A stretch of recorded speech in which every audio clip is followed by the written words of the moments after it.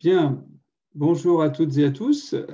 Bienvenue à ce nouveau webinaire Lucie, qui est en fait une causerie, comme on a l'habitude d'en faire à l'agence Lucie, hein, mais c'est une causerie un petit peu spéciale aujourd'hui, puisque en fait il s'agit du lancement d'un nouveau label. Alors c'est un label qu'on a lancé officiellement lors de l'événement ProDurable le mois dernier, le salon ProDurable, où on a fait un petit événement spécial sur le salon avec Bureau Veritas Certification pour annoncer le lancement de ce nouveau label spécifiquement dédié à la biodiversité et qui, du coup, est un label développé par Bureau Veritas Certification et dont nous avons le plaisir d'assurer la gestion pour Bureau Veritas à l'agence Lucie. Et donc, on va vous présenter ça aujourd'hui. Donc, encore bienvenue à toutes et à tous. Ce label arrive à un moment important puisque, comme vous le savez toutes et tous, la dégradation de la biodiversité a atteint une ampleur sans précédent. On a des alertes de nombreux scientifiques sur l'état de dégradation de la biodiversité qui crée des enjeux extrêmement importants. Et puis, cette causerie aujourd'hui intervient aussi dans une semaine particulièrement importante pour la biodiversité, puisque il y a actuellement, depuis mercredi, les Assises nationales de la biodiversité qui ont lieu. Demain aura lieu la journée de la nature, la fête de la nature. Et donc, voilà, on est en plein événement, en plein contexte sur la biodiversité. Et ça intervient aussi à quelques mois de la prochaine conférence internationale, la COP15, de la Convention sur la diversité biologique, qui aura lieu au mois de mai l'année prochaine en Chine. Et donc, ce label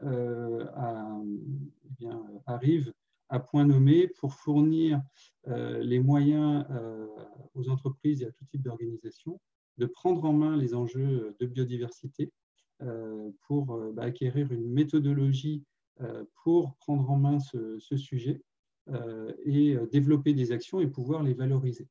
Et donc, c'est ce qu'on va vous présenter aujourd'hui. Donc, je suis très heureux de pouvoir vous présenter ce lancement de ce nouveau label avec Rémi Gabard de Bureau Veritas Certification et Hélène Lerich de Auré, voilà, qui est vraiment partie prenante à la mise en œuvre de ce label. Et donc, ça va se dérouler de la façon suivante. On va d'abord vous présenter chacun des parties différentes, et puis il y aura évidemment des échanges à la suite de cette présentation. Donc, vous avez un onglet questions-réponses que vous pouvez utiliser pour poser vos questions. Et puis, vous avez une partie chat aussi où vous pouvez réagir, faire des commentaires si vous le souhaitez. Et on traitera les questions à la fin de ce webinaire. Donc, ma collègue Caroline de l'équipe Lucie va répertorier les questions qu'elle redistribuera à la suite de nos présentations, et ce qui nous permettra de répondre à toutes les questions que vous nous aurez posées. Voilà, donc c'est parti. On va d'abord vous présenter qui nous sommes pour vous éclairer un petit peu. Parce que bon, voilà, certains d'entre vous nous connaissent même assez bien, et puis d'autres pas du tout. Donc, on va vous rappeler un petit peu qui on est. Ensuite, Hélène Doré vous présentera une partie sur la biodiversité. Qu'est-ce que c'est et quels sont les enjeux de biodiversité, parce que c'est important de bien comprendre le contexte dans lequel on travaille avec ce label. Et ensuite, une troisième partie spécifiquement dédiée à la présentation du label lui-même. Donc, je vais passer tout de suite la parole à Rémi Gabard de Bureau Veritas Certification pour se présenter. Voilà, avec le micro ouvert, ça marche toujours mieux. Bonjour à tous. Donc je suis Rémi Gabard, le manager du département Forêt-Bois chez Bureau Veritas Certification France. Département de Bureau Veritas qui a le plaisir de porter ce label Biodiversity Progress. Voilà. C'est le département, donc c'est Bureau Veritas Certification France qui est à l'origine de ce label. Pour ceux qui ne connaissent pas Bureau Veritas, nous sommes un acteur majeur de la certification, de l'audit dans les domaines de la qualité, santé, sécurité, protection de l'environnement et développement durable.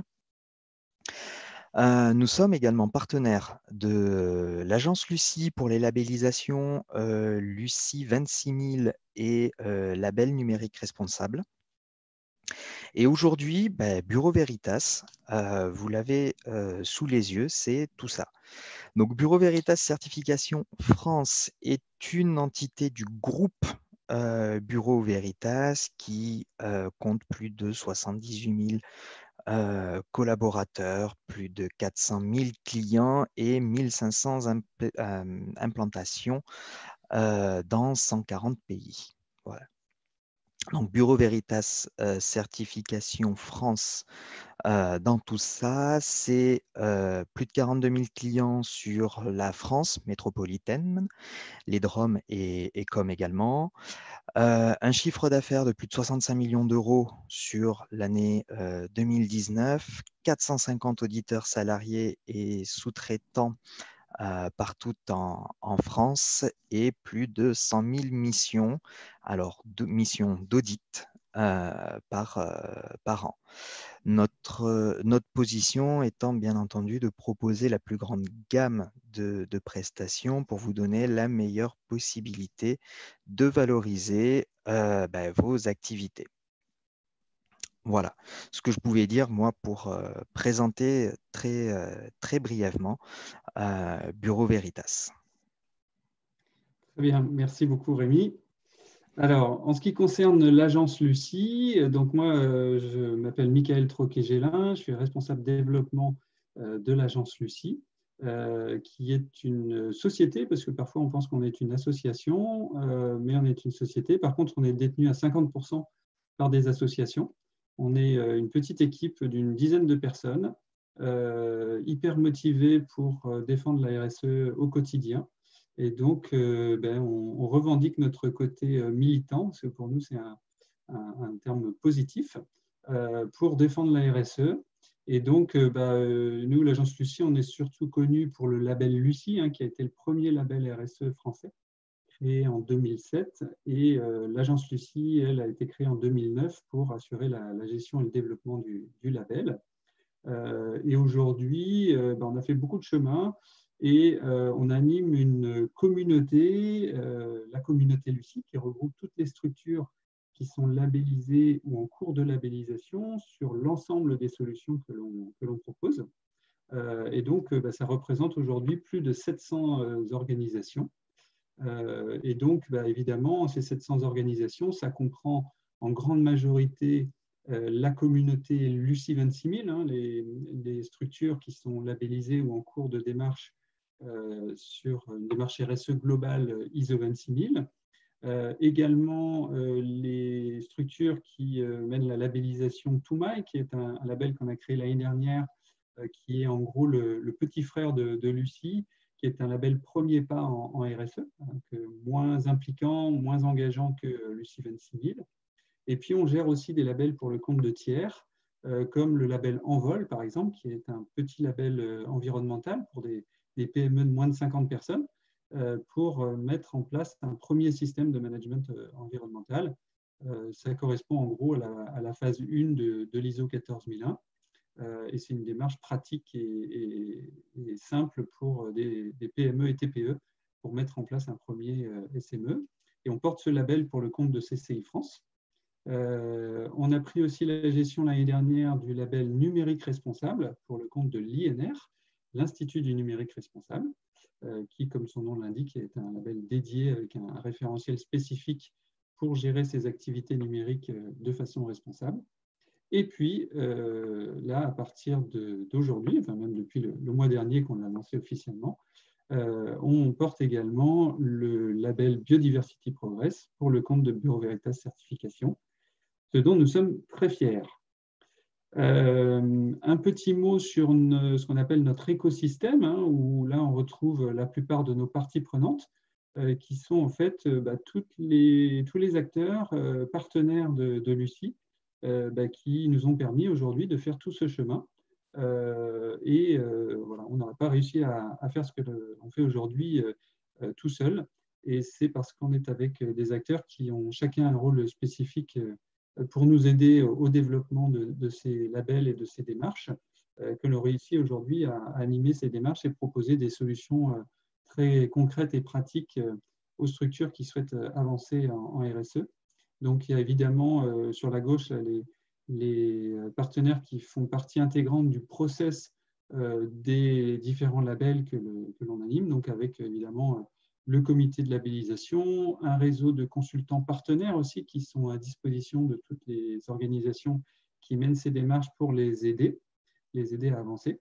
Nos partenaires évaluateurs, sans qui ces démarches de labellisation ne pourraient pas exister, donc à commencer par Bureau Veritas Certification, qui, comme le disait Rémi, intervient aussi en tant qu'évaluateur sur la labellisation Lucie 26000, le label numérique responsable et aussi des labels RSE sectoriels. Voilà, on a développé des solutions spécifiques ensemble, ce qui nous permet de proposer des solutions adaptées à certains secteurs d'activité. Voilà, puis on a aussi des partenaires experts, des partenaires institutionnels notamment qui apportent un soutien financier à ces démarches, et puis des clubs et réseaux aussi avec qui on coopère, avec qui on est partenaire depuis de nombreuses années pour la plupart, et pour lesquels on peut aussi assurer des conditions préférentielles pour se lancer dans ces différentes démarches. Très important également l'aspect de la communauté Lucie, qui est le réseau de toutes les organisations engagées dans ces démarches, comme je le disais, parce que c'est important que chacun ne soit pas en solo dans sa démarche de labellisation, mais puisse partager avec les autres.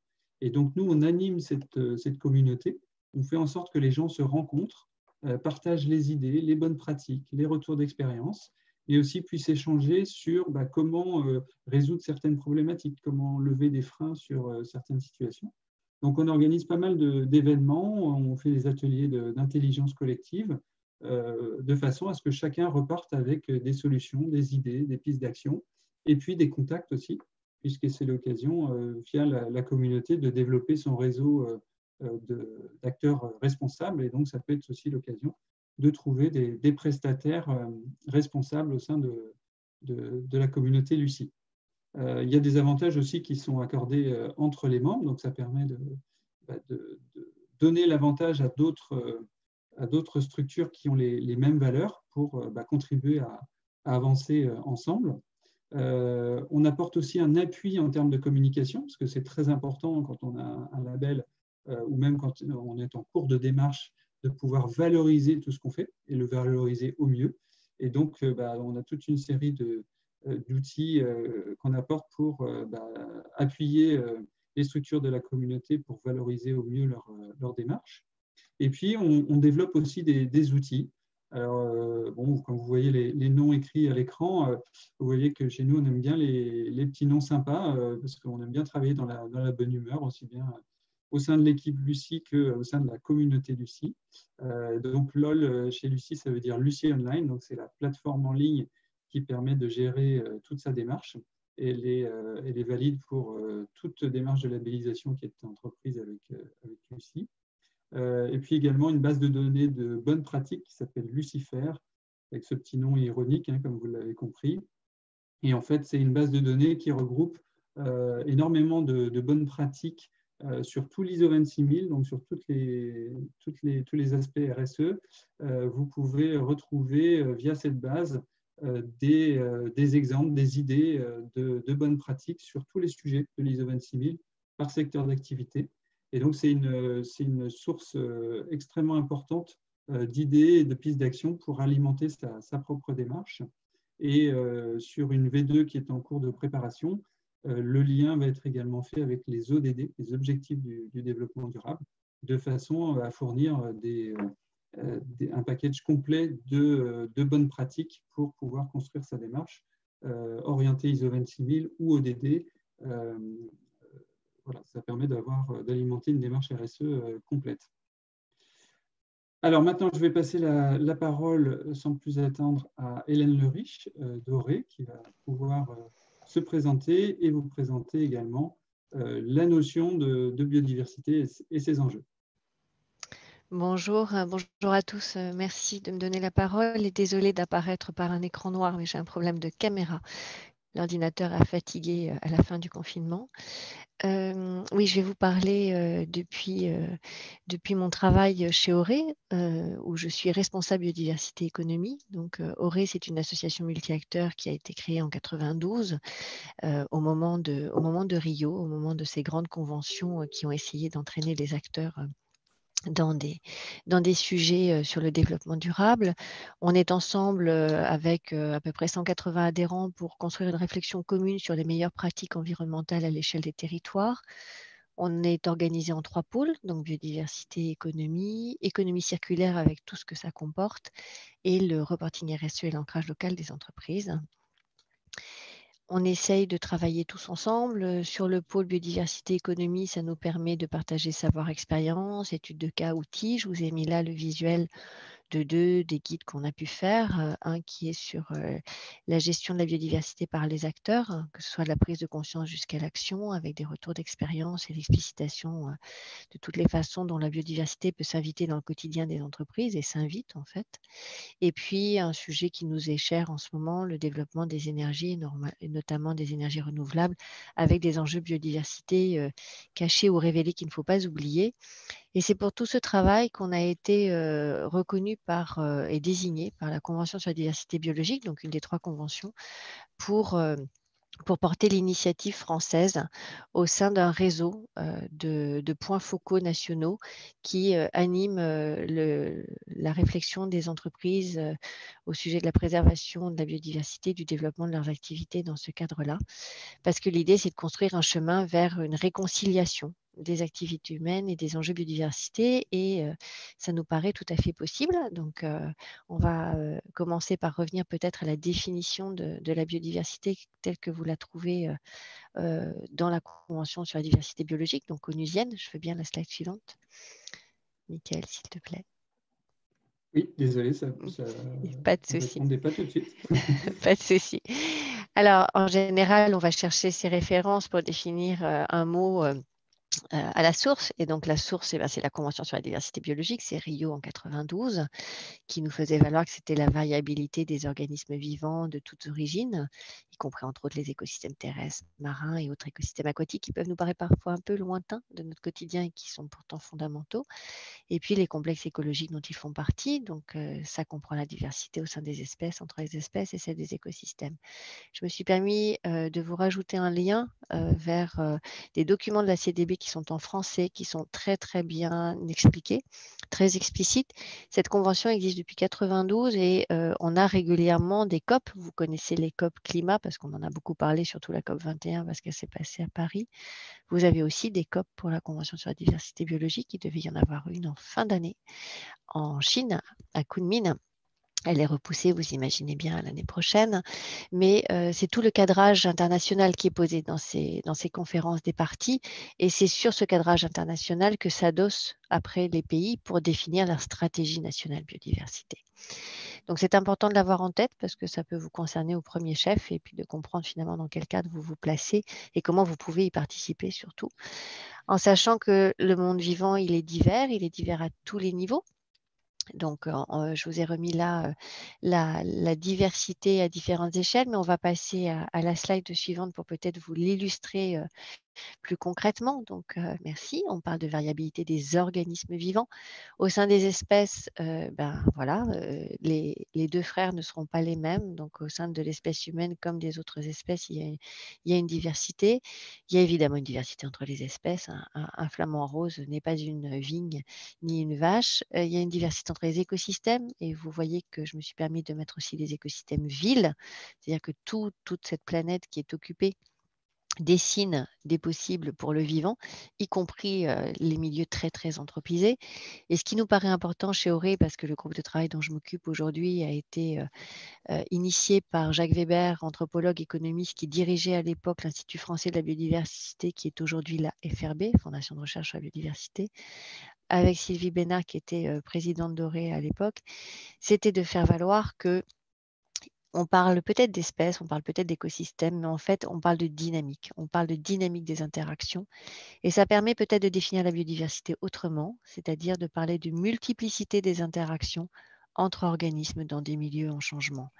On parle de la même chose, sauf que ça permet de nous concerner au premier chef, de nous permettre de nous rendre compte qu'on en fait partie, que nos organisations en font partie, qu'on a une multiplicité d'interactions avec notre territoire, avec nos parties prenantes, avec nos ressources, avec nos voisins, et que tout ça, ça change et ça bouge. Et donc, tous ces éléments-là, c'est de la biodiversité et c'est les enjeux auxquels on doit s'atteler aujourd'hui.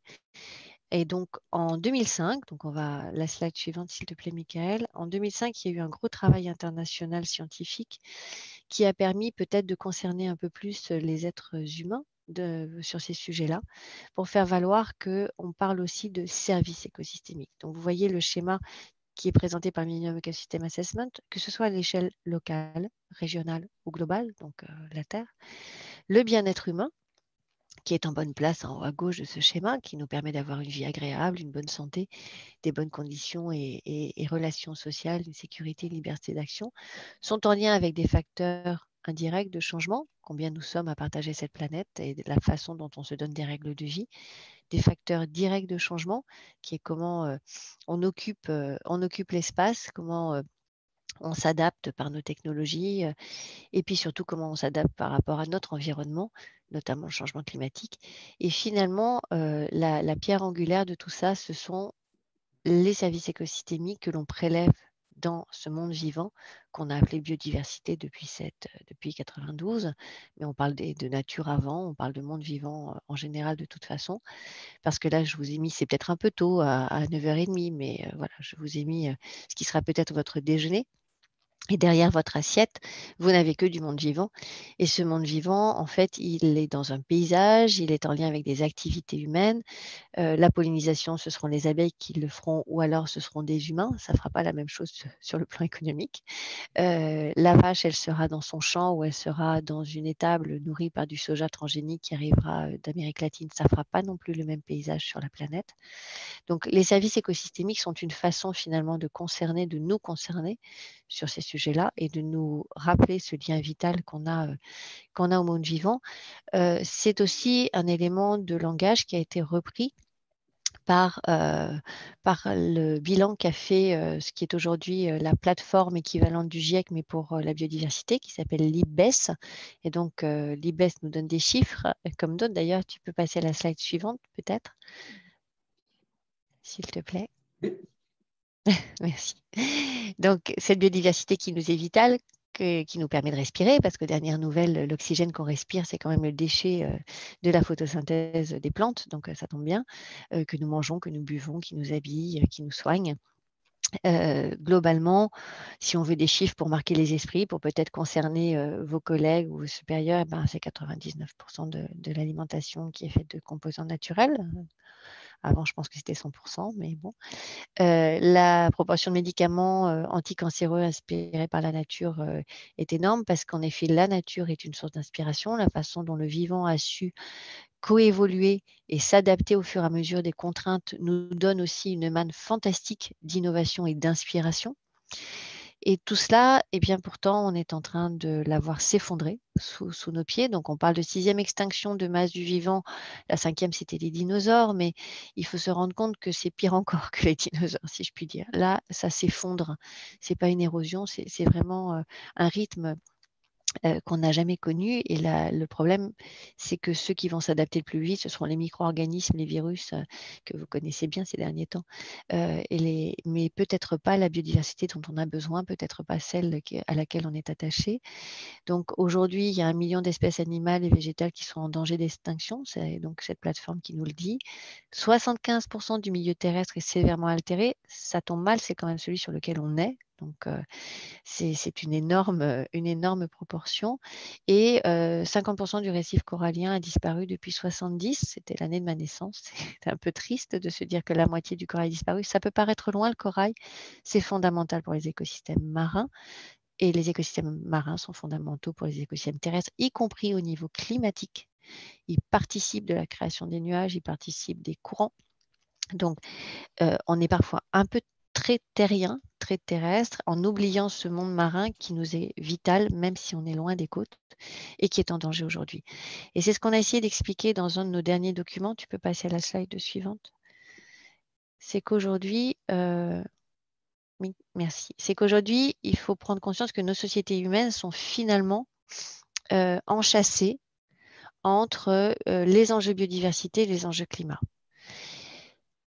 Il n'y a pas de climat sans biodiversité. Vous avez tous en tête les images de la forêt amazonienne avec cette vapeur d'eau qui monte vers le ciel et qui participe aux nuages. Mais il n'y a pas de biodiversité sans climat et on le sait avec la sécheresse actuelle. Par contre, ce que vous voyez, c'est que nous sommes enferrés entre ces deux enjeux-là. Nous en dépendons vitalement, mais la bonne nouvelle, ce sont les petites cases rouges, enfin roses, pourpres là, qui font valoir qu'on a aussi la main. On a aussi la main. Alors, le climat peut parfois nous paraître relativement facile, si je puis dire, à résoudre, parce que c'est des questions peut-être compliquées, mais on a l'habitude de résoudre les questions compliquées. Et puis, on a l'impression d'avoir des éléments de langage comme les éléments carbone, le CO2 pour quantifier les choses. Mais finalement, c'est global et ça nous échappe assez facilement. Et la bonne nouvelle, c'est qu'on a les pieds dans la biodiversité, on a les mains dans la biodiversité et qu'en agissant sur la biodiversité, non seulement on la préserve, mais on participe aussi de la préservation du climat. Et donc, le défi de prendre en compte la biodiversité, c'est prendre en compte des sujets complexes, mais ça, en fait, l'air de rien, on en a l'habitude des sujets complexes. Votre corps est un élément complexe qui n'est pas résumable à un élément et à un chiffre, et pourtant, il arrive à se débrouiller et à fonctionner. Donc, aborder les sujets complexes n'est finalement peut-être pas si compliqué. Et surtout, ça permet de voir émerger une diversité de démarches qui vont vers le même objectif, qui est préserver la capacité d'adaptation de nos activités, de ce système humain sur cette planète, mais c'est aussi l'ouverture justement à une grande diversité de façons de faire. Et c'est plutôt une bonne nouvelle. L'important, c'est peut-être d'aller ensemble vers un mieux, vers une façon de voir ce système vivant mieux fonctionner, mais il y a beaucoup de chemin à construire. Et ça questionne notre monde économique parce que c'est lui qui participe aussi de ce chemin-là. Et donc, je vais en arriver à ma dernière slide, Mickaël, s'il te plaît.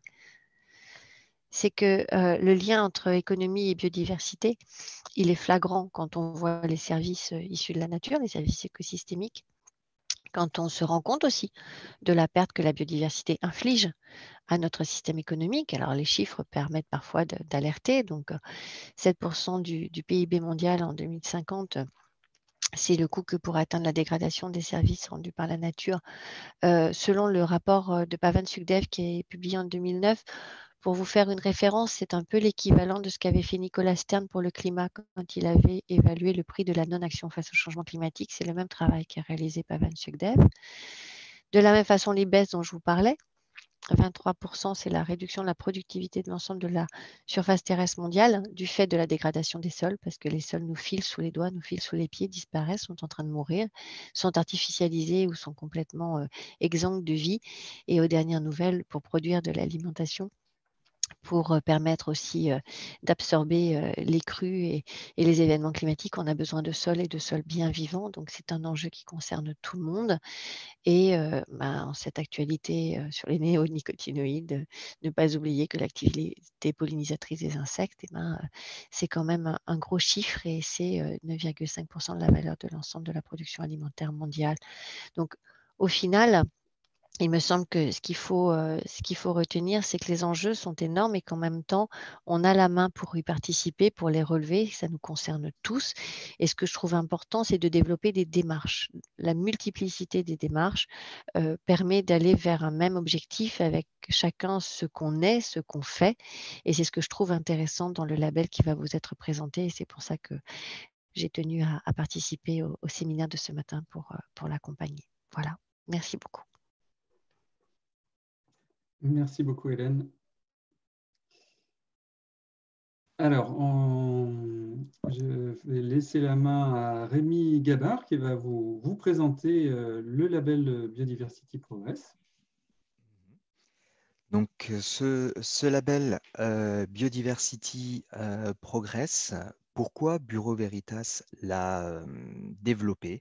Mais comme l'a expliqué Madame Le Riche, donc la biodiversité est un sujet complexe, malheureusement encore peu pris en compte dans les stratégies d'entreprise, que ce soit au niveau de leur stratégie RSE ou autre. Voilà, comme il a été dit, en fait, les entreprises ont aussi un rôle à jouer. Il y a une prise en compte individuelle de plus en plus forte en ces temps. Mais les entreprises, voilà, ont aussi leur rôle à jouer pour réduire leurs impacts sur la biodiversité, restaurer, valoriser le vivant dans les écosystèmes auxquels ils sont associés. Et c'est pour cela donc, que Bureau Veritas et l'agence Lucie se sont donc associés afin de pouvoir proposer une solution concrète aux organisations qui s'engagent à préserver la biodiversité au travers plutôt de ce label Biodiversity Progress. Voilà, ce label étant une démarche bien complète. Voilà, alors, ce label existait déjà par le passé. Il a été lancé en 2013 au travers de 5 sites pilotes qui ont été labellisés. Et au cours de leur cycle de certification, on a eu un retour d'expérience assez fort qui malheureusement a mis en avant pas mal de freins au développement du label à cette période. Le premier de ces freins a été que Biodiversity Progress était un label qui était en avance sur son temps, puisqu'en 2013, la prise en compte de la préservation de la biodiversité n'était pas encore un sujet, j'allais dire, d'actualité forte et pas du tout, comment dire, les entreprises n'ont montré que peu d'intérêt à entrer dans ce label. Également, sur ces premières années de fonctionnement, le label a montré certaines limites dans la lourdeur des outils qui avaient été mis en place pour suivre cette labellisation, son développement et faire vivre en quelque sorte ce label. Voilà. Donc aujourd'hui, nous avons opéré une refonte complète du label. Donc déjà pour le remettre à jour d'un point de vue technique, au niveau de son contenu, des exigences et de ses différents critères. Une mise à jour qui a également pour but de fluidifier le processus, et c'est pour cela que Bureau Veritas s'est associé avec l'agence Lucie. Simplifier les outils, tout ça pour permettre au plus grand nombre d'entreprises de pouvoir avoir accès à cette labellisation. Ne pas uniquement cibler des grosses entreprises qui pourraient mettre les moyens de développer en interne des stratégies, des outils pour suivre les exigences de ce label, mais également rendre ce label accessible aux PME et impliquer comme ça le plus grand nombre d'acteurs, toujours en ayant comme point de vue la protection et la préservation des écosystèmes et de la biodiversité. Voilà. Au niveau donc de cette refonte et du partenariat qui a été établi avec l'agence Lucie, donc Bureau Veritas reste le propriétaire du label et sera l'organisme qui réalisera de manière exclusive les audits, aussi bien audits de labellisation que les audits de suivi. On verra plus tard dans cette présentation comment se décompose le process de labellisation. Voilà. L'agence Lucie assurera de son côté la gestion du label, donc toutes les démarches d'accompagnement préalable à la labellisation, la mise à disposition des outils de reporting et de par son réseau et sa structure, permettra d'organiser les comités d'experts indépendants qui sont garants de la crédibilité des démarches engagées par les entreprises au travers de ce label. Voilà, Mickaël, s'il te plaît. La diapo suivante, s'il te plaît, Mickaël. Et désolé, il y a un petit décalage. Oui. Pardon, voilà, c'est bon. Il doit apparaître à l'écran. Désolé, il y a un décalage bon. entre l'activation du bouton et l'apparition à l'écran. Désolé pour ça. Pas de souci, pas de souci.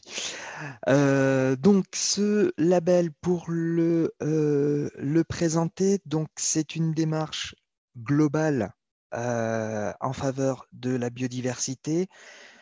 Le premier point et l'étape clé importante, c'est l'élaboration par une entreprise d'un diagnostic. Ce diagnostic se fait sur l'ensemble de la sphère d'influence de l'organisme en question.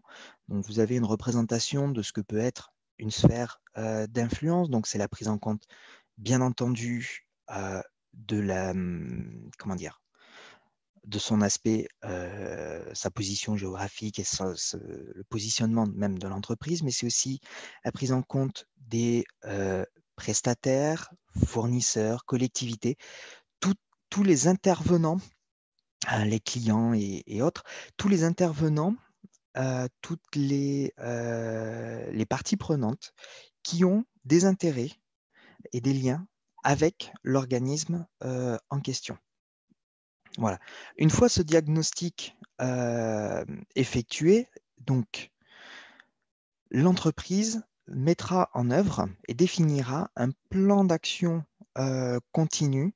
Ce plan d'action ayant pour vocation de viser à améliorer la biodiversité et la préservation de cette biodiversité dans sa sphère d'influence, préserver les ressources naturelles, les biens, les services écosystémiques.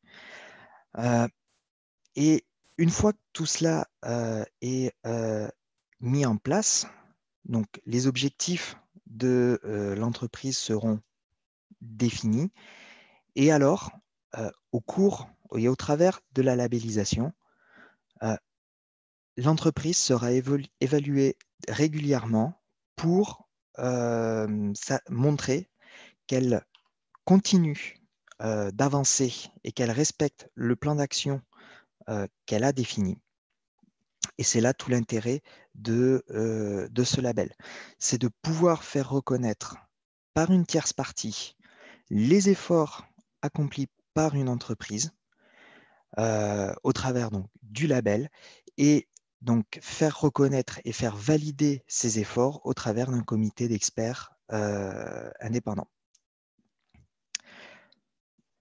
Tout organisme souhaitant s'engager dans une démarche globale en faveur de la biodiversité peuvent entrer dans cette labellisation.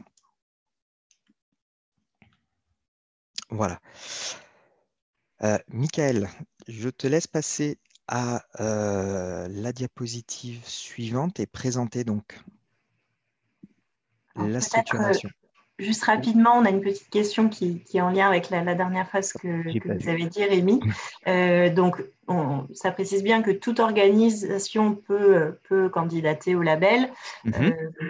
Est-ce que le référentiel serait adaptable? Est-ce qu'il s'adapte déjà à toutes les organisations et l'hôpitaux, notamment le service médico-social, par exemple?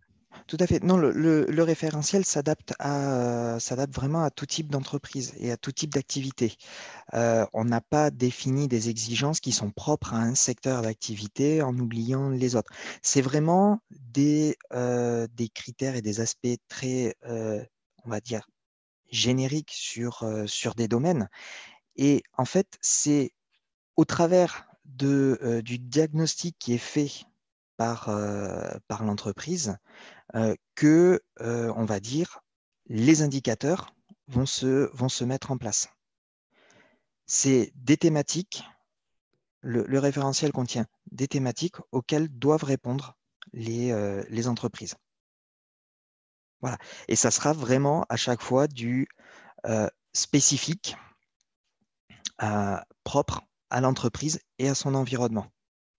C'est pour ça que au début, dans ce label, comme on était sur des démarches vraiment très spécifiques et propres à chacune de ces à chacune des sites pilotes, on s'était retrouvé, nous, face à une lourdeur du système, lourdeur qui est résolue par le partenariat là, avec l'agence Lucie et les outils mis en place.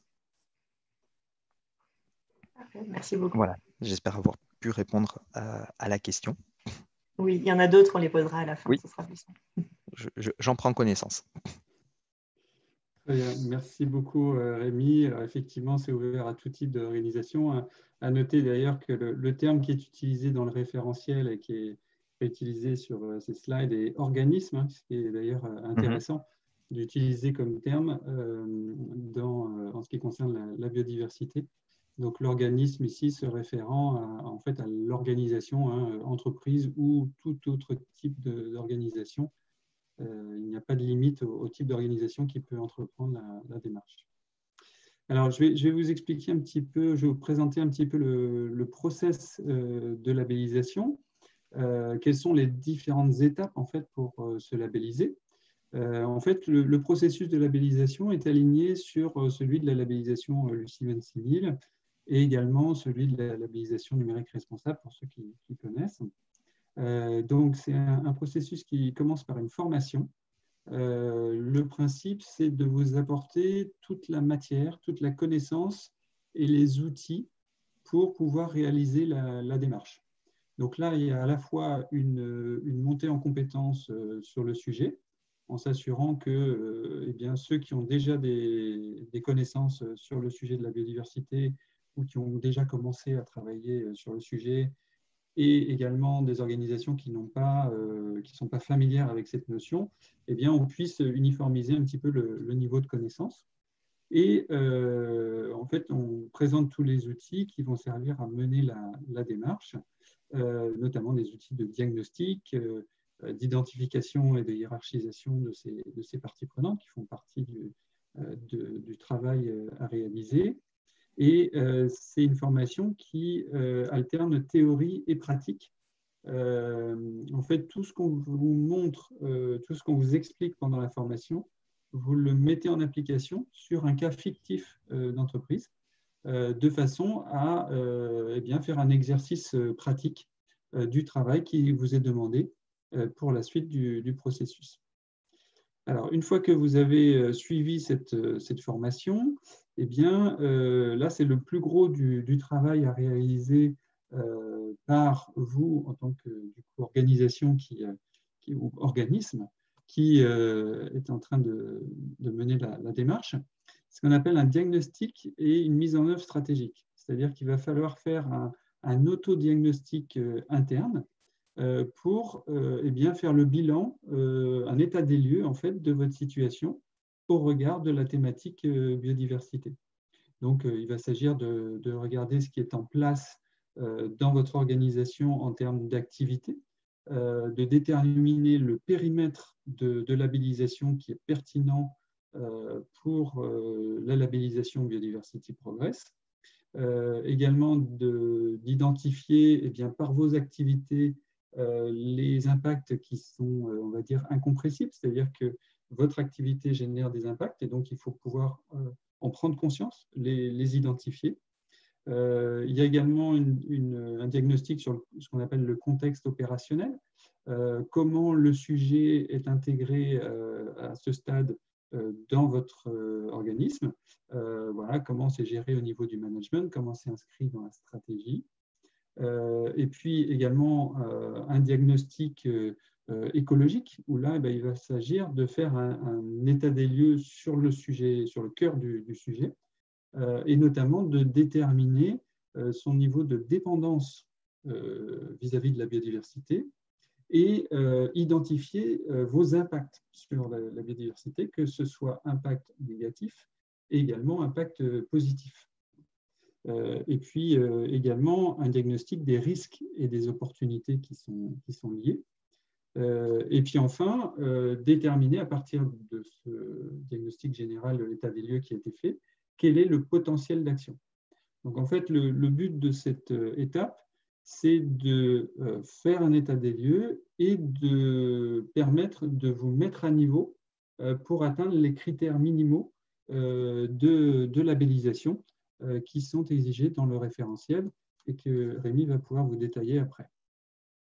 Et donc, une fois que vous avez fait ce travail, vous rédigez un rapport en fait, de diagnostic sur la plateforme en ligne Lucie Online dont je vous ai parlé tout à l'heure, qui va vous servir à piloter tout le reste de votre démarche et dans laquelle vous allez retrouver en fait, tout le contenu de votre démarche.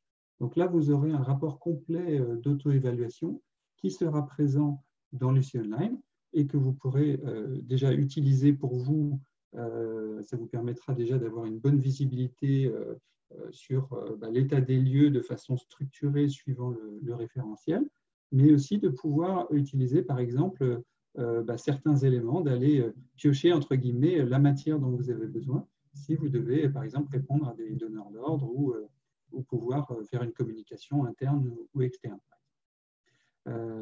Et donc, une fois que vous avez rédigé votre rapport sur Lucie Online, eh bien, là a lieu l'audit sur site. Et donc, c'est là qu'intervient Bureau Veritas Certification en tant qu'évaluateur, en tant qu'auditeur. On utilise les deux termes, hein, évaluation et audit. Et là, en fait, il s'agit de bénéficier du diagnostic d'expert de la part de Bureau Veritas Certification, donc un diagnostic externe. Et ce diagnostic va être réalisé sur la base d'interviews d'un panel de personnes qui sont pertinentes à interviewer sur le sujet. Et ça va permettre à l'auditeur de réaliser un diagnostic en profondeur pour déterminer quel est votre niveau sur tous les points du référentiel. Et donc, sur tous ces points du référentiel qu'on va voir après, eh bien, vous avez une partie sur les niveaux minimums qui sont à atteindre sur différents sujets, et puis également les leviers d'action pour progresser, pour pouvoir continuer d'avancer et de diminuer ses impacts sur la biodiversité et les écosystèmes. L'auditeur va rédiger son rapport d'audit sur la plateforme Lucie Online. Ça va être accompagné de recommandations d'action pour pouvoir progresser partout où c'est nécessaire. Et ça va vous permettre de compléter les pistes de plan d'action que vous aurez déjà mis en œuvre dans l'étape précédente, de façon à rédiger ce qu'on appelle un plan d'engagement de progrès, où l'idée, c'est de pouvoir partir de vos acquis, tout ce que vous avez déjà établi en termes de démarche biodiversité, de protection, de préservation de la biodiversité, eh bien, vous allez le compléter par un plan d'action pour progresser partout où c'est nécessaire, où ça a été identifié par l'audit.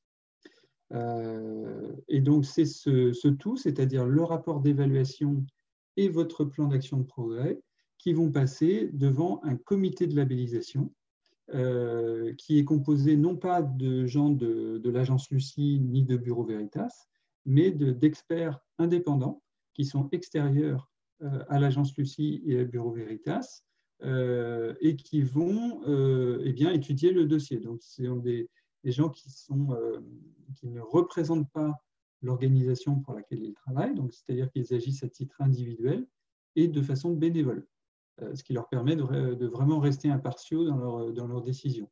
Et donc, le comité va regarder le rapport de l'auditeur, quel est votre niveau qui a été établi, tous les points de progrès qui sont à travailler, et il va regarder le plan d'action que vous avez mis en face pour déterminer si c'est pertinent, si c'est adapté à l'audit qui a été réalisé. Et c'est sur cette base que le label va vous être attribué pour une durée de 3 ans. Donc, une fois que vous êtes labellisé, c'est pour une durée de 3 ans.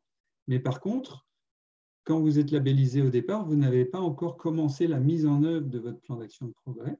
Et donc, vous allez avoir ces 3 ans pour pouvoir le mettre en œuvre. Et étant donné qu'une partie de votre label dépend de ce que vous avez écrit, ce sur quoi vous êtes engagé, eh bien, il est nécessaire qu'il y ait une vérification de la mise en œuvre de vos engagements. Et ça intervient à mi-parcours de votre cycle de labellisation. Et donc, 18 mois après l'audit initial, eh bien, l'auditeur revient sur site pour vérifier la mise en œuvre des engagements, pour vérifier si c'est bien cohérent par rapport aux échéances que vous aviez indiquées dans votre plan d'action.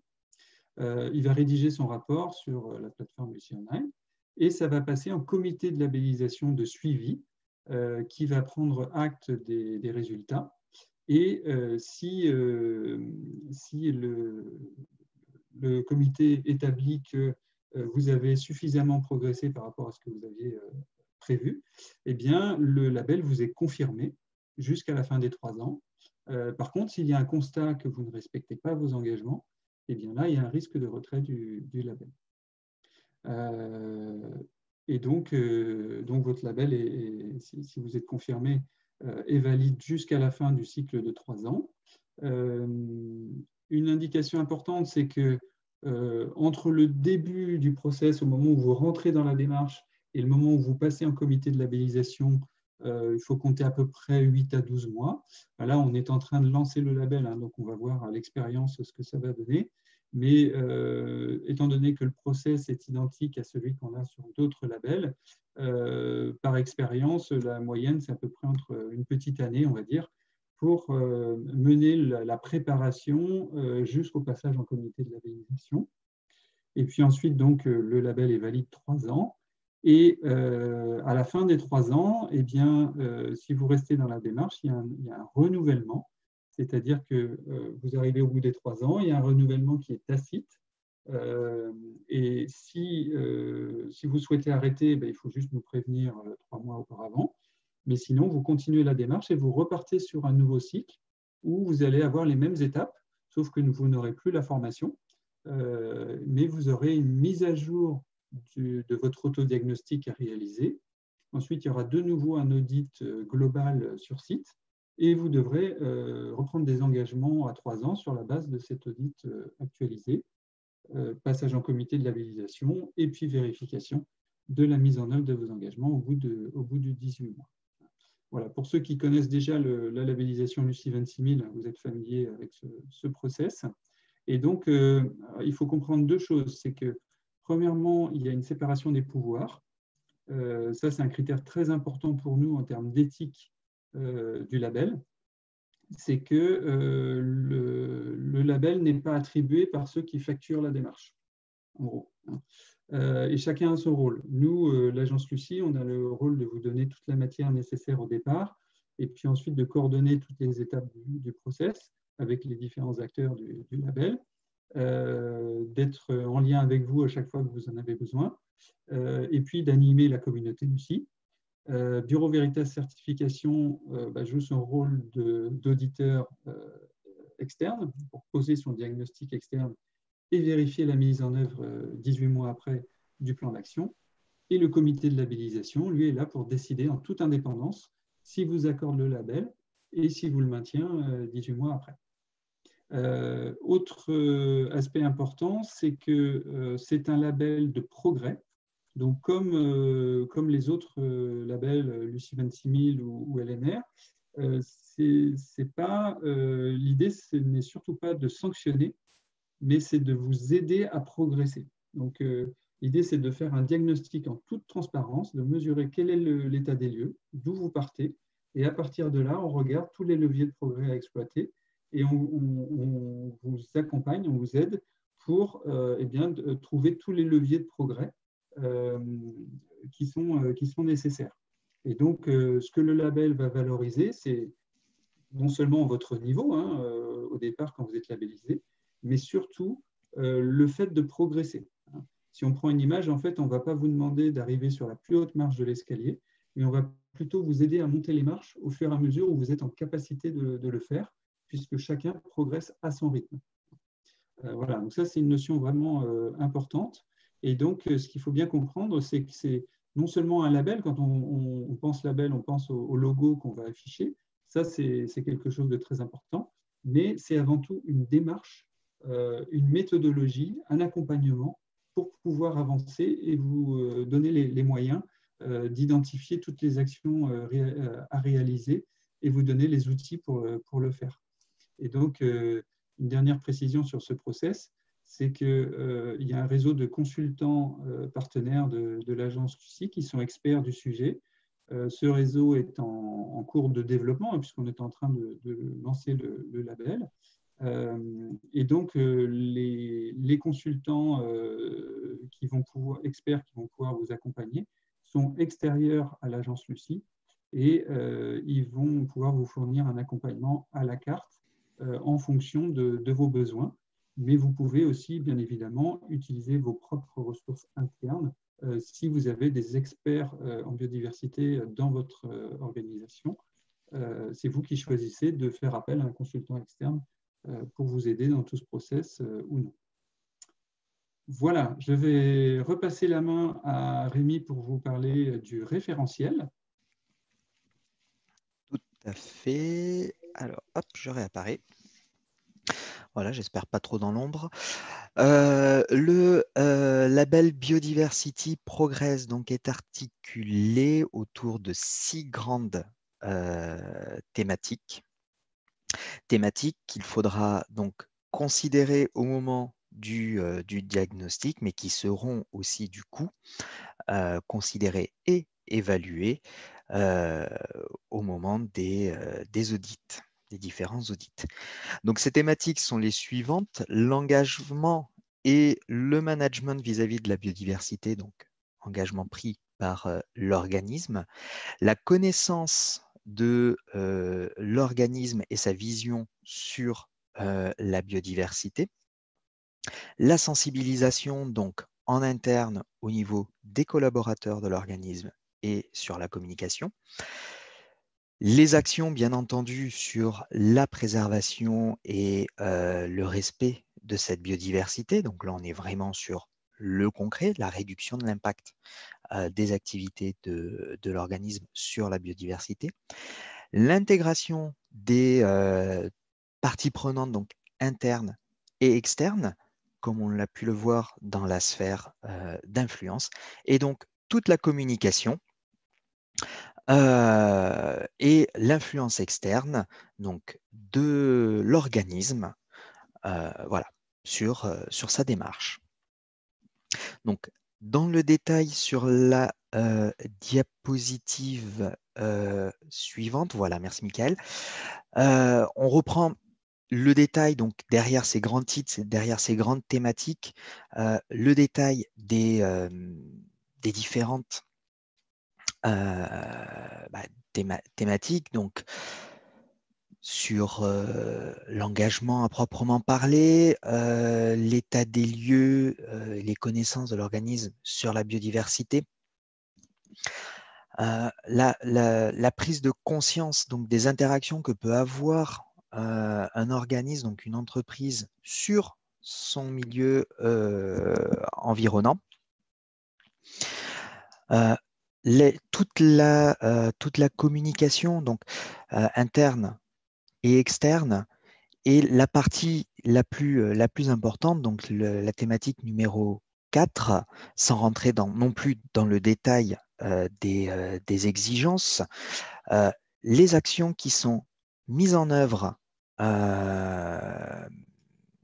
par l'organisme pour la prise en compte, la préservation de la biodiversité. Donc, ça va de l'atténuation des impacts liés aux activités de l'organisme tout au long de sa chaîne de valeur, les mesures proactives de renaturation, la prise en compte de la biodiversité dans les projets et la gestion du ou des sites de l'organisme, et bien entendu la prise en compte également dans ces projets de recherche et développement. Voilà. Donc on est vraiment sur une démarche globale qui prend en compte tous les aspects de fonctionnement d'un site. Et pour revenir à la question qui m'a été posée tout à l'heure, on est vraiment sur des thématiques très globales, très génériques, qui vont ensuite être rendues plus spécifiques au moment du diagnostic qui sera posé par l'organisme candidat. La biodiversité, elle est vraiment à chaque fois spécifique, propre à un environnement, un site, une activité. Donc forcément, toutes les mesures qui vont découler pour sa préservation et au travers des exigences de ce label seront vraiment spécifiques à chaque site. Et ce sera à nous, à Bureau Veritas, au moment de cette évaluation, de bien prendre en compte à chaque fois la spécificité de chaque entreprise candidate, de chaque organisme, et d'évaluer, comme l'a dit Michael, donc le plan d'action et l'amélioration continue des actions qui sont engagées. Voilà. Alors, pourquoi choisir Biodiversity Progress? Diapositive suivante, merci. Donc, pour contribuer à préserver la biodiversité, il est possible d'agir en modifiant les comportements et les activités au niveau des entreprises, devenir acteurs de cette protection et de cette préservation de la nature et de la biodiversité, intégrer ces enjeux également au cœur des stratégies et des démarches RSE des entreprises. On ne peut pas améliorer ce que l'on ne mesure pas. Donc, l'évaluation de l'impact sur la biodiversité reste un sujet qui est encore complexe. Et c'est pour ça qu'il est encore insuffisamment pris en compte dans les stratégies des organismes. Avec cette démarche Biodiversity Progress, vous pourrez évaluer l'impact de vos sites sur la biodiversité et les écosystèmes afin de mettre en place les bons leviers pour les réduire significativement. Voilà. Réduire les impacts de vos sites sur la biodiversité, c'est donc progresser avec une stratégie de préservation de la biodiversité transparente et exigeante, soumise au regard d'une tierce partie. C'est une des garanties que nous pouvons vous proposer au travers de ce label et une garantie que vous pourrez afficher au niveau de vos parties prenantes. Répondre et anticiper aussi aux obligations réglementaires. Donc, le label vous permettra de répondre à certaines obligations RSE, notamment sur la protection de la biodiversité, comme cité dans le décret 2012-557, et aux recommandations de différents labels comme l'ISO 26000, Objectifs pour développement durable, France Stratégie. Voilà, différents points qui sont cités et au travers desquels le label Biodiversity Progress peut vous aider à répondre. Ce qu'il faut savoir aussi, c'est que ce label est le premier label, on va dire, vraiment spécifique sur la thématique de la biodiversité.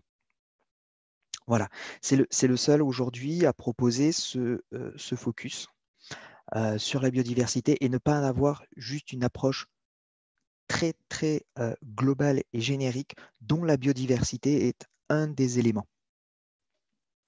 Voilà. Donc voilà, donc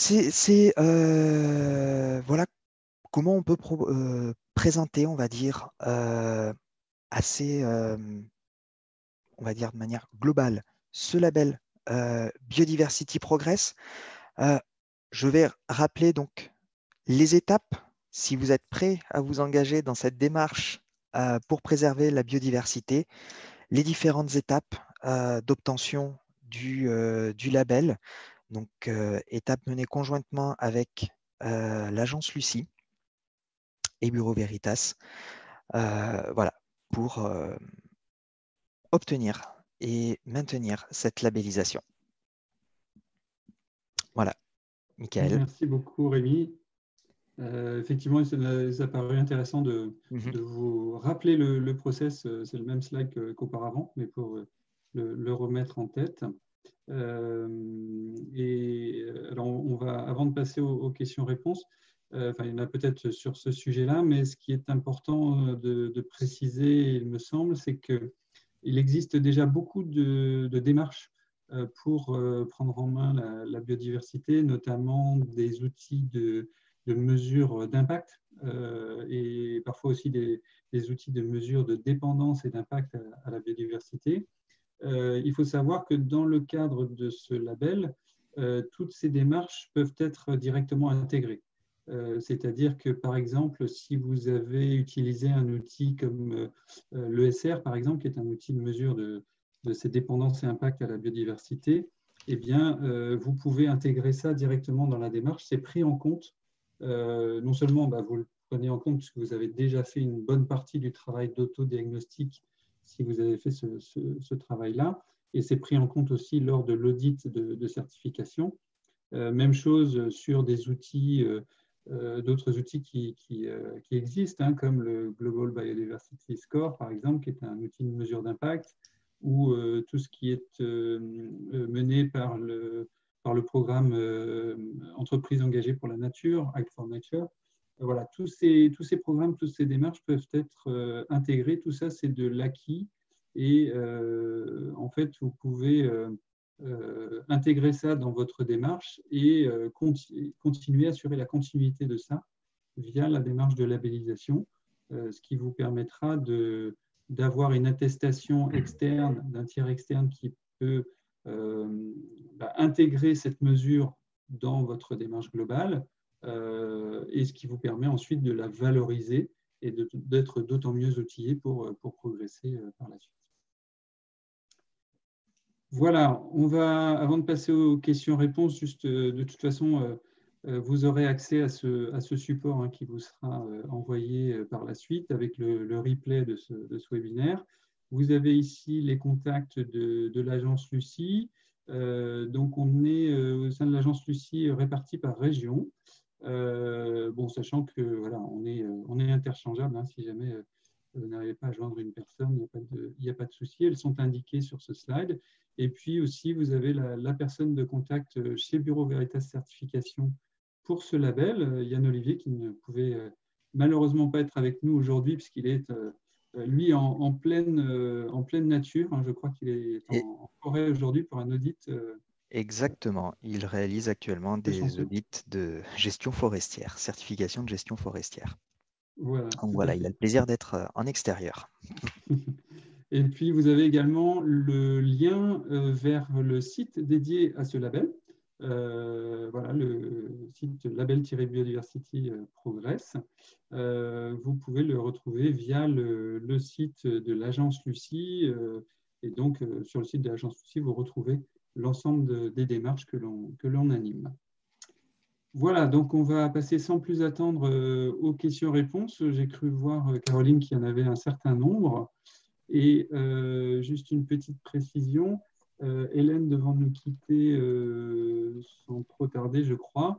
S'il y a des questions de fond sur le sujet même de la biodiversité, peut-être commencer par celle-ci. Et puis, les questions sur le label, Rémi et moi pourrons y répondre. Alors, en effet, il y a beaucoup de questions, donc on ne pourra peut-être pas répondre à tout dans le temps qui va nous rester, mais en tout cas, on répondra à toutes les questions si besoin en direct. La question qui avait été posée à Hélène, elle y a déjà répondu, c'était de savoir si elle sentait une réelle prise de conscience des entreprises à ce sujet-là,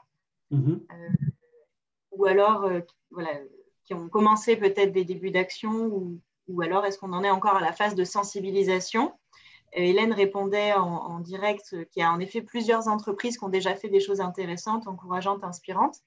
Peut-être illustrer un petit peu ces propos-là?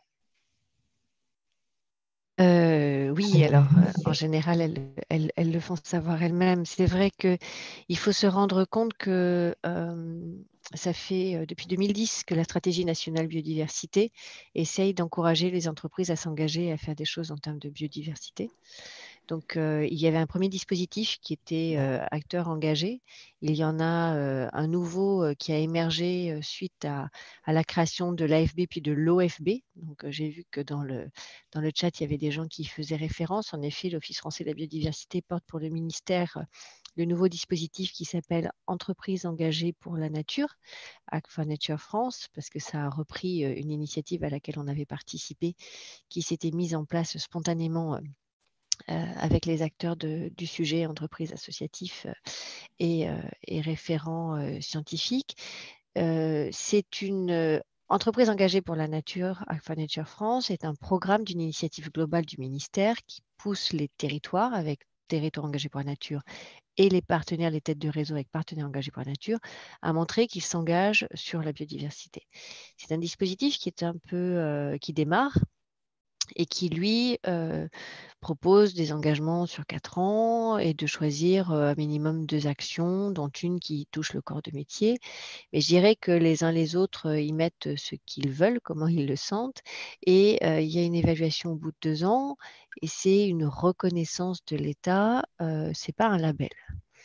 L'intérêt du label tel que celui que vous présentez aujourd'hui, c'est d'être très robuste et en même temps d'avoir cette diversité des initiatives et des inspirations. Il y a un certain nombre d'entreprises qui étaient engagées dans la première version de ce label. Il y en a d'autres qui se sont engagées auprès de la stratégie nationale biodiversité.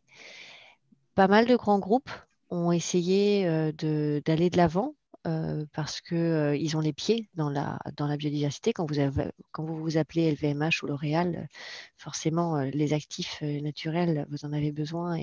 Et donc, c'est des groupes qui sont aussi attendus sur ces sujets-là. Il y a aussi des corps de métier qui étaient très questionnés par la biodiversité pour une question d'image et d'acceptabilité de leurs actions. Je pense notamment aux carriers, aux aménageurs, qui sont aussi des acteurs qui s'engagent.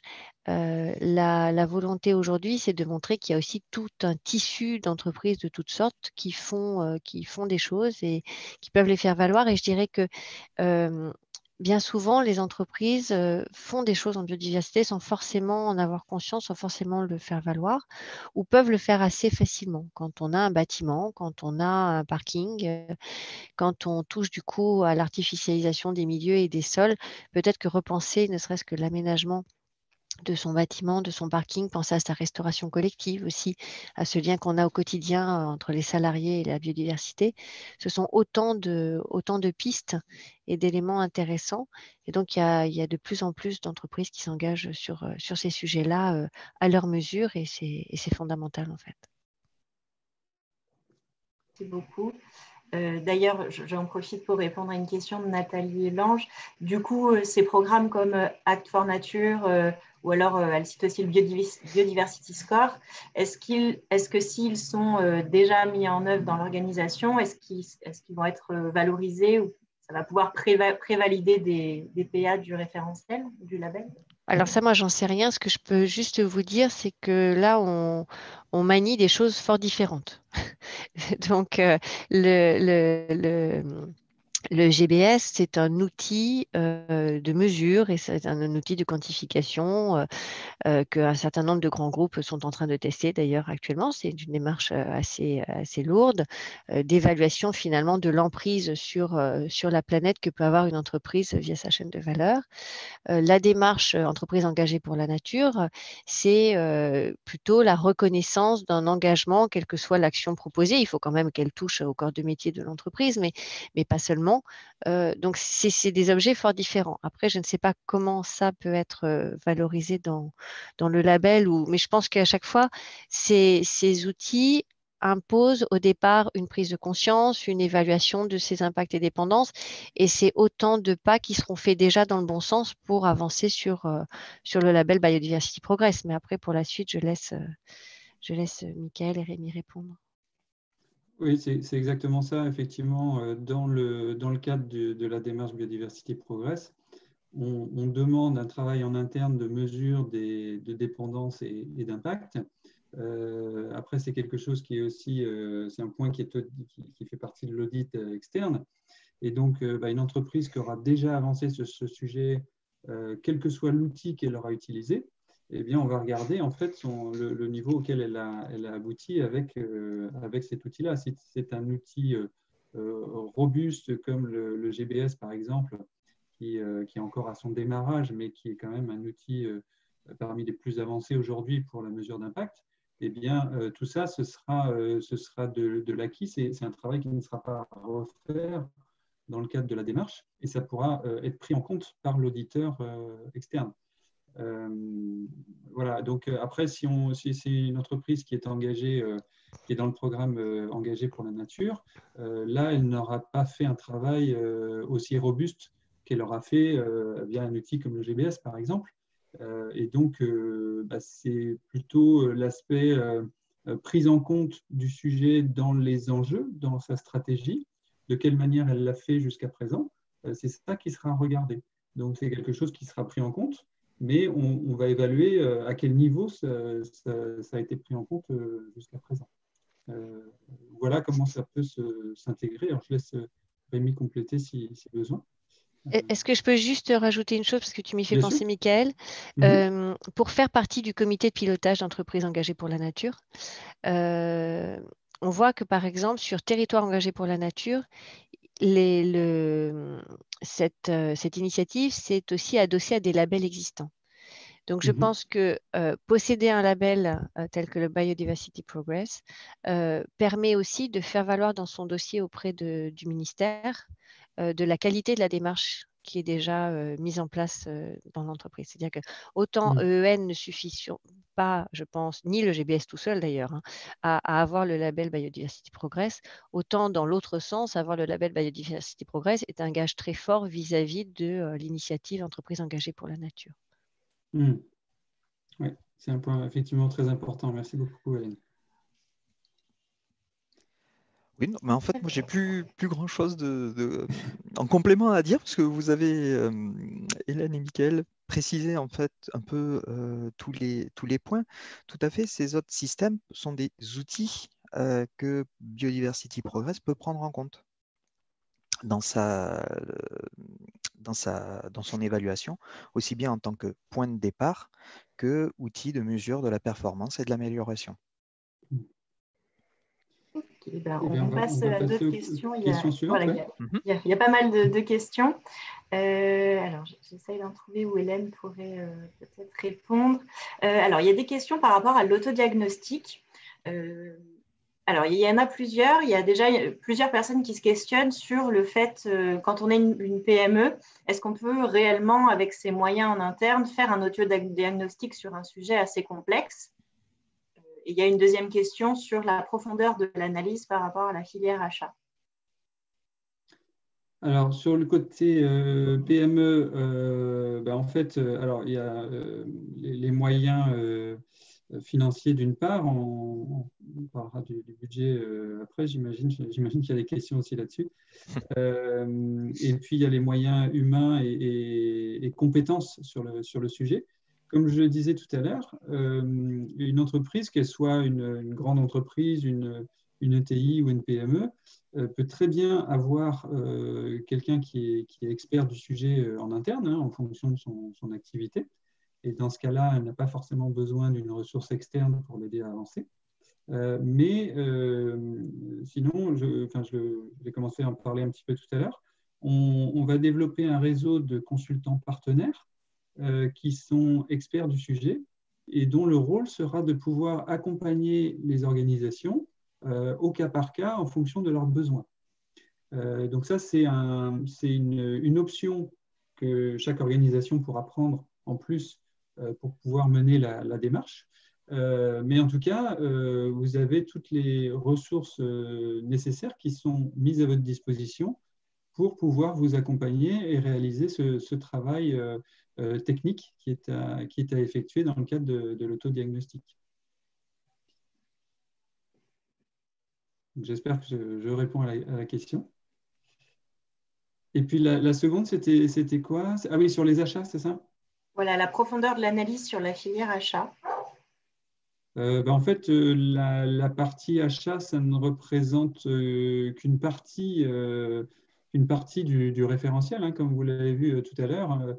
Il y a en fait, vous avez les grandes les thématiques. Vous avez 6 thématiques sur le référentiel avec des sous-parties qu'on appelle des sous-thèmes dans le référentiel. C'est ce qui correspond on va dire, au principe d'action, pour ceux qui connaissent le référentiel Lucie 26000. Et puis, à l'intérieur de ça, vous avez encore des sous-items où vous allez dans le détail de chaque principe d'action.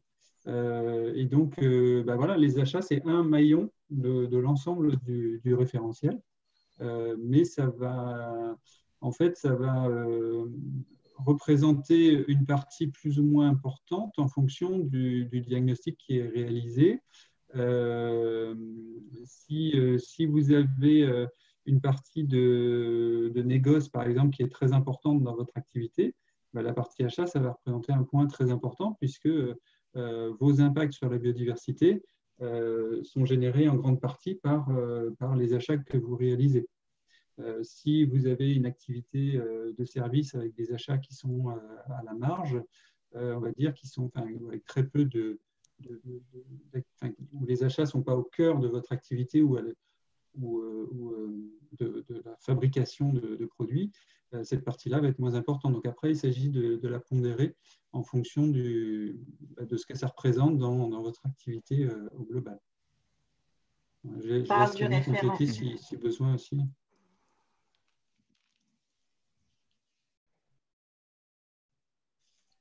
Pardon, Caroline. Je ne sais pas, vous vouliez compléter? Rémi voulait compléter peut-être? Non, en fait, c'est vraiment cette notion d'impact qui est très importante et qui est la base en fait du diagnostic.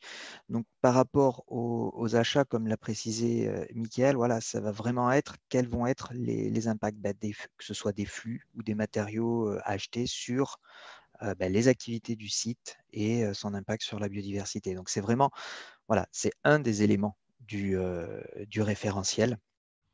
Une question d'ailleurs qui demande si la mesure d'impact direct sur les espèces menacées, donc la liste UICN, est bien présente dans le référentiel. Alors, spécifiquement, c'est une Très bonne question. Je reprends le référentiel sous les yeux, je le consulte en même temps. Voilà, étant donné que ce n'est pas moi l'expert technique au sein de Bureau Veritas sur ces questions, je ne connais pas encore le référentiel par cœur. Cette liste, ben, si le diagnostic relève la présence d'espèces qui sont listées, alors oui, il faudra les prendre bien entendu en compte et mettre des mesures en place.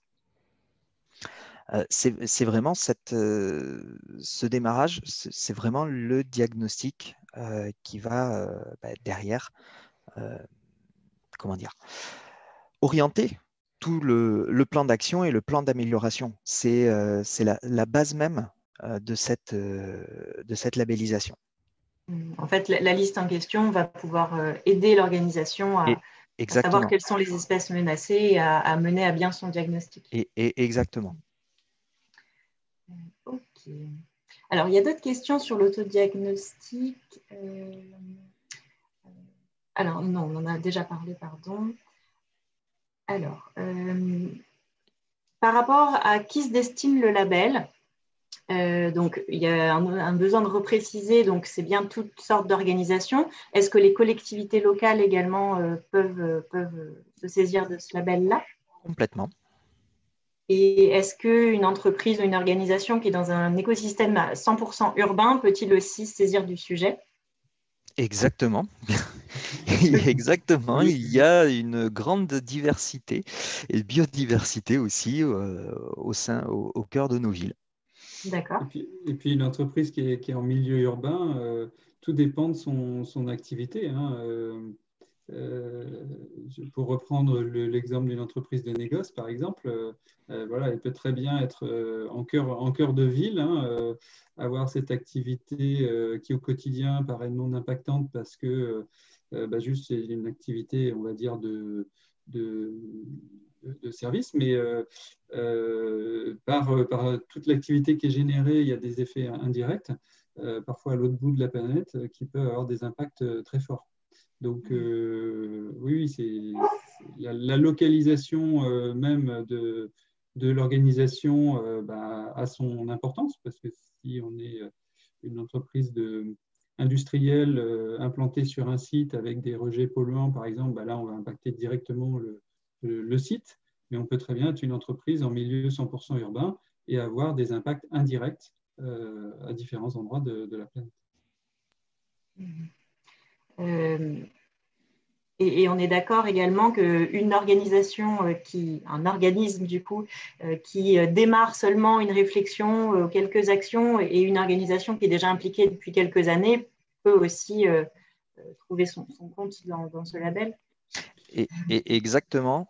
Là aussi, une entreprise qui démarre, donc elle aura tout ce travail de diagnostic à mettre en place, là où une entreprise qui est déjà investie et impliquée sur cette thématique-là depuis de nombreuses années pourra, elle, se baser également sur son acquis pour là aussi développer son propre diagnostic. Elle aura certainement plus de facilité pour aboutir à la labellisation parce que expérimenté sur le domaine.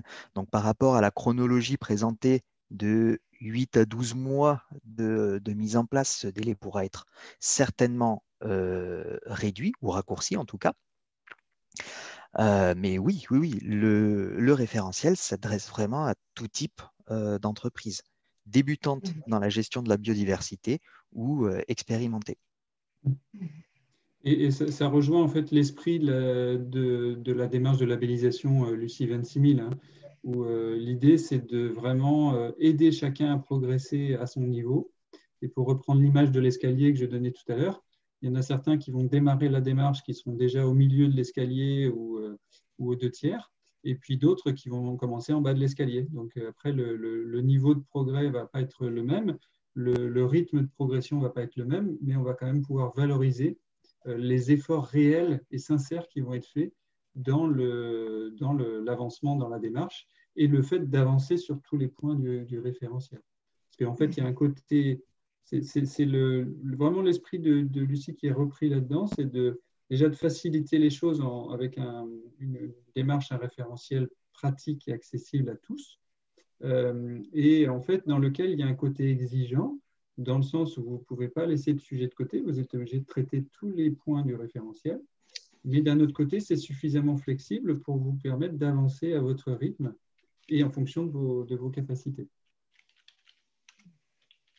Une question très pertinente sur le périmètre de labellisation. Est-ce qu'il y a un périmètre prédéfini? Est-ce que c'est l'ensemble de la chaîne de valeur, un site, un produit, une filière?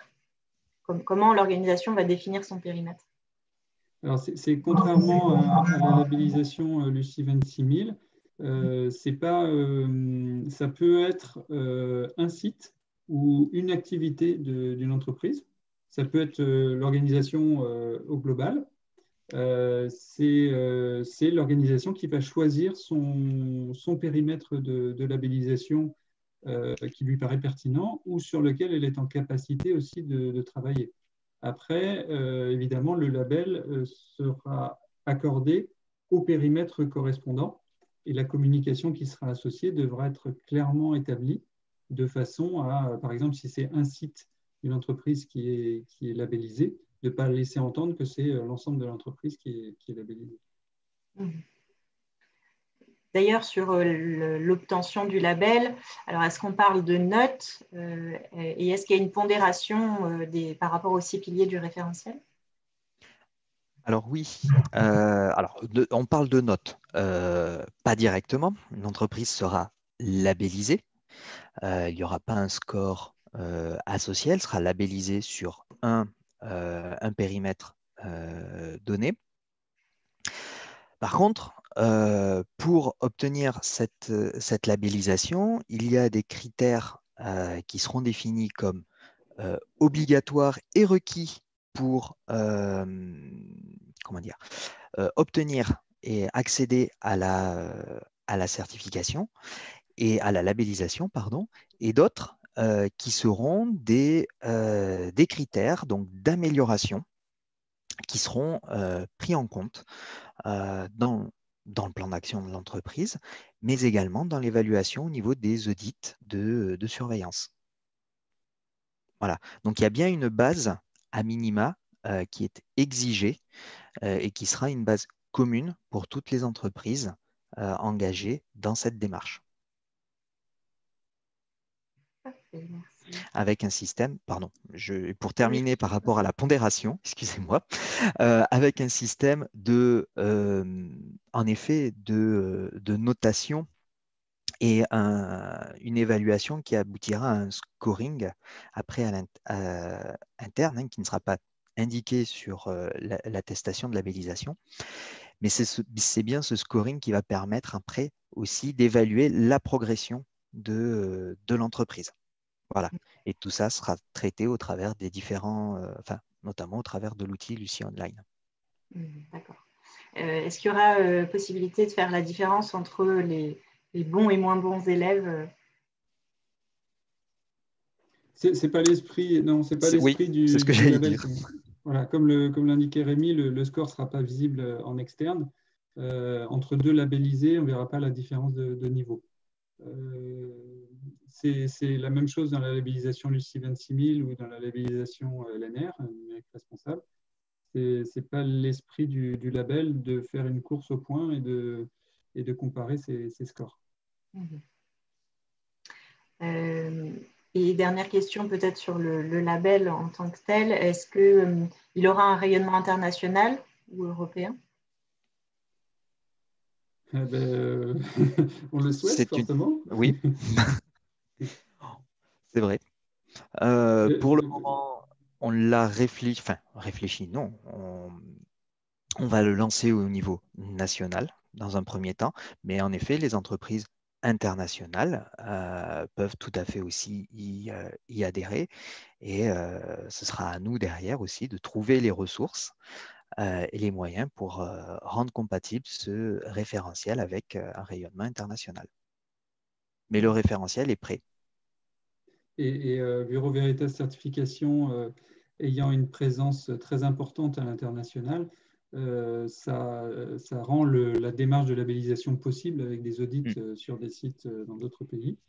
Et le nom du label dès le départ aussi est prévu pour que ça puisse être utilisé internationalement et tout de suite compréhensible par n'importe quelle organisation dans le monde. Quelles sont les conditions d'accès au référentiel? Alors, pour ça, il faut suivre la formation. Donc, le module de formation est en construction actuellement. Donc, il sera certainement finalisé là, pour la fin de l'année et donc accessible lors d'une première session vers le début de l'année 2021. Et donc, il y aura possibilité de suivre la formation seule. Ce qui permet d'acquérir le référentiel et tous les outils associés pour pouvoir l'utiliser. Et puis, bien évidemment, quand on démarre la démarche, quand on s'engage dans la démarche de labellisation, eh bien, on a accès au référentiel dès le départ avec tous les outils qui sont remis ensuite lors de la phase de formation. D'ailleurs, la formation durera combien de jours? Alors, ça, c'est encore à ajuster. Normalement, ce sera une formation de 2 jours, mais voilà, comme elle est en construction, ça reste à confirmer. Alors, question assez intéressante, on va peut-être parler des coûts. Alors, dans un deuxième temps, Mickaël, tu pourras nous expliquer le coût de la labellisation. Mais excusez-moi, est-ce que je peux m'excuser de vous quitter maintenant? Je suis désolée, mais il faut que j'embraye sur une autre réunion. Donc, oui, je voulais vous remercier. Il n'y a pas de souci. Merci beaucoup, Hélène, de ta participation. Merci à vous et je suis très contente que ce label redémarre et prenne son envol. Bon travail à tous. Merci. Merci beaucoup. Merci. Au revoir, Hélène. À très bientôt. À bientôt. Au revoir. Au revoir, Hélène. Donc voilà, avant d'aborder le coût de la labellisation, il y a une question très pertinente. Est-ce qu'il y a des aides financières pour des PME ou même toute autre taille d'entreprise, hein, alors soit au moment du diagnostic, soit sur le suivi de la démarche? Alors, là-dessus, pour l'instant, des aides spécifiques sur un travail sur la biodiversité, pas à notre connaissance. Mais dans la volonté du ministère d'avancer sur le sujet, dans le cadre de la démarche engagée par la nature qui s'applique à la fois aux entreprises, aux territoires et à tous les autres acteurs, il y a aussi la volonté d'apporter un soutien à ces démarches. Donc, il y a une impulsion qui est donnée. Donc, on a bon espoir qu'il y ait des dispositifs qui se mettent en place, que ce soit au niveau national ou régional. Et ça va être notre travail aussi avec donc l'agence Lucie et Bureau Veritas de promouvoir ce genre de soutien auprès des différents institutionnels, que ce soit auprès du ministère, mais aussi auprès des régions, par exemple, ou des CCI ou ce genre d'organismes. Voilà, dans le contexte actuel et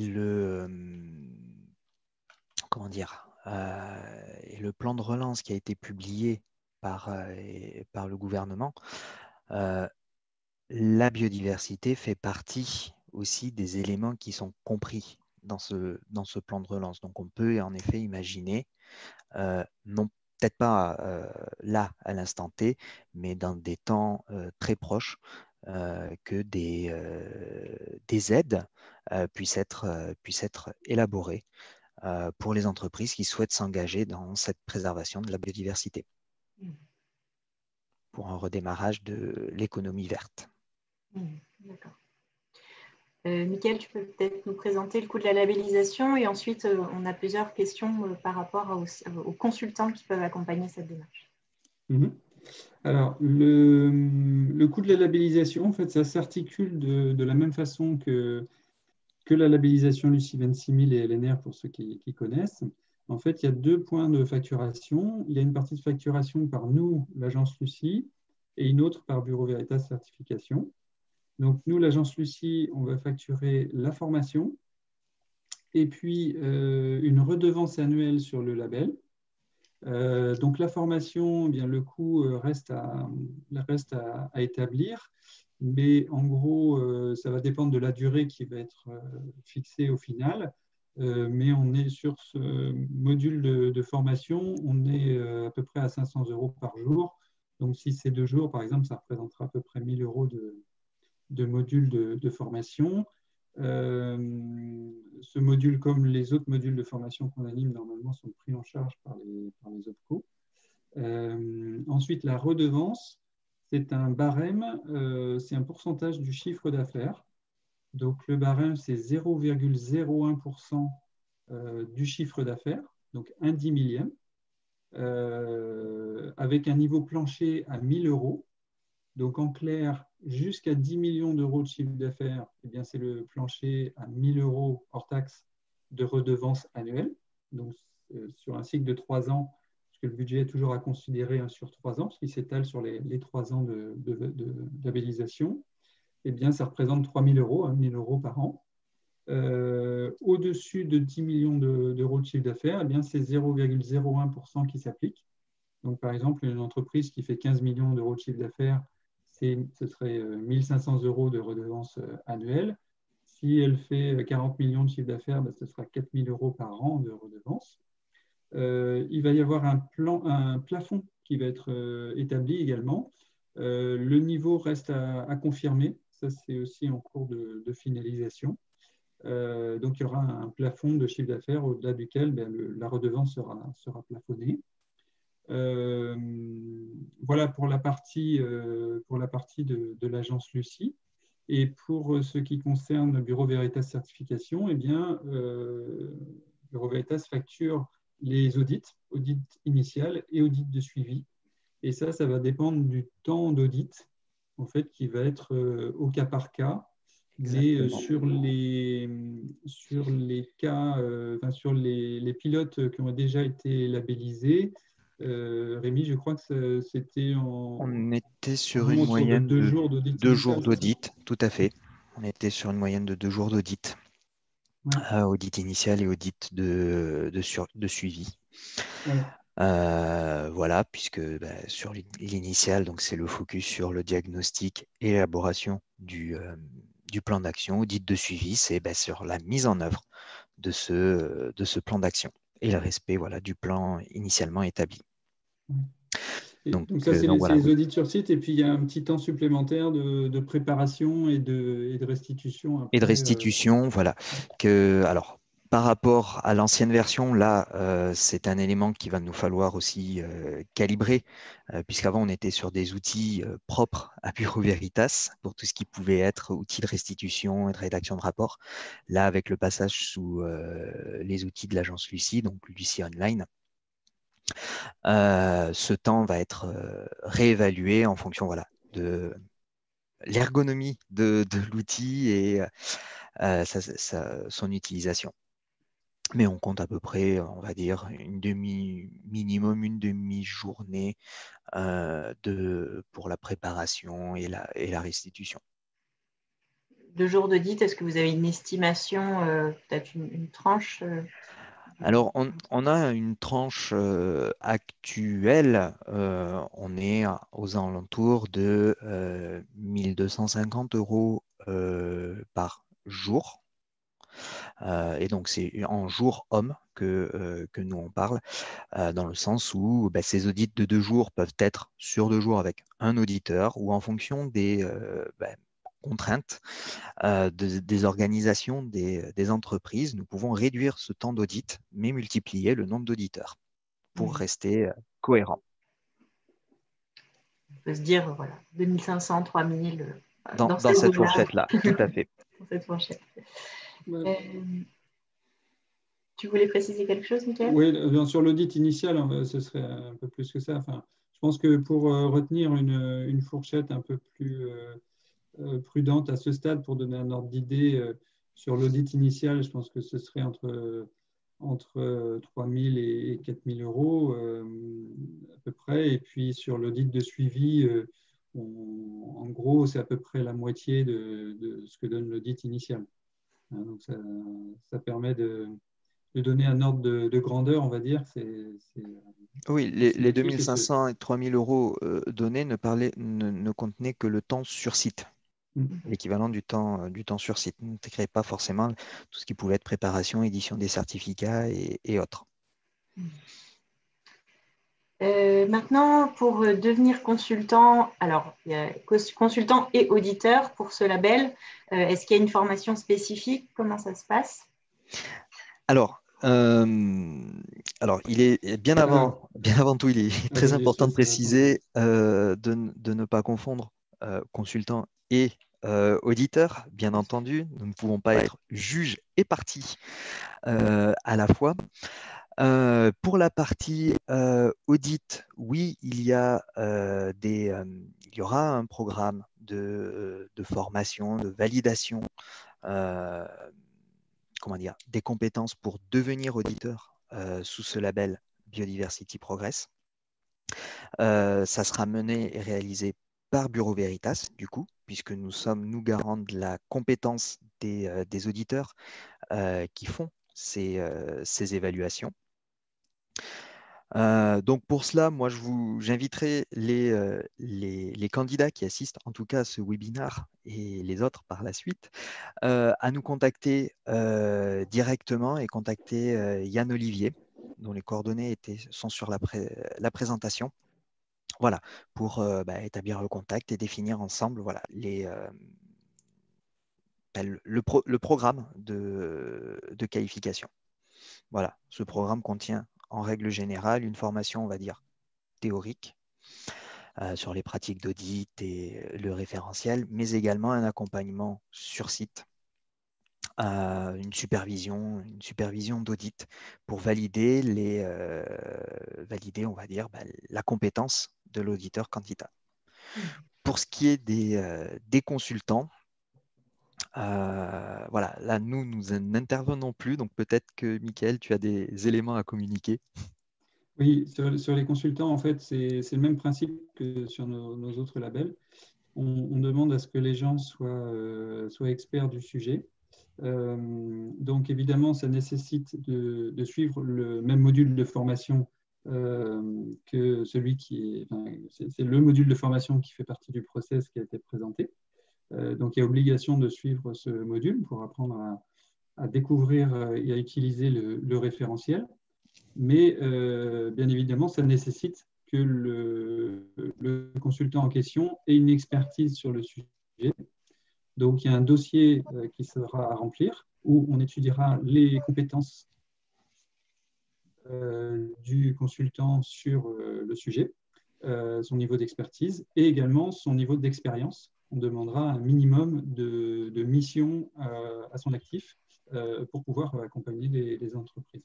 Voilà, donc le principe, c'est de construire un réseau de consultants partenaires qui soient experts du sujet et qui vont venir se former au référentiel pour pouvoir accompagner les entreprises en travaillant sous ce format, pour pouvoir les accompagner dans cette démarche précisément. Il y a une question concernant… La charte est aussi en construction comme un certain nombre d'éléments. Et je pense qu'elle sera disponible à partir du mois de fin novembre ou début décembre.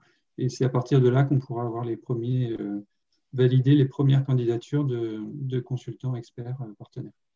Il y a une question concernant la dimension du volume et du temps à consacrer pour l'accompagnement de ces organisations.